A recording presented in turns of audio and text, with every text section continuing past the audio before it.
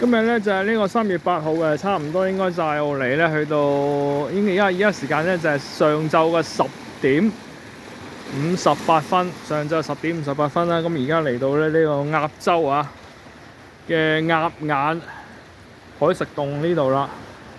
其實呢度咧就大自然咧地質博物館嘅一個地質嘅一個叫做係地質嘅呢個保護區啦嚇。咁有啲我都唔知呢啲咩叫咩岩石啦。總之俾海水侵蝕咗之後，呢度海水侵蝕咗之後有個窿，咁你會鴨眼。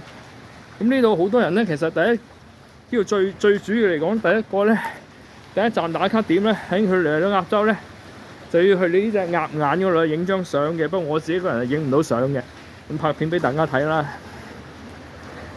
咁呢度咧耷低少少個頭咧，就可以喺呢度咧，睇到隻鴨眼。呢度其實有啲海蝕洞啊，或者有啲叫做係我都唔知呢啲係乜嘢岩石啦。咁呢度咧就係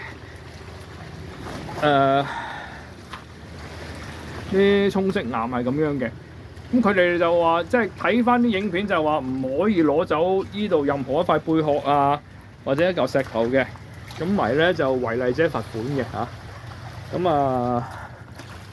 哎呀，哇！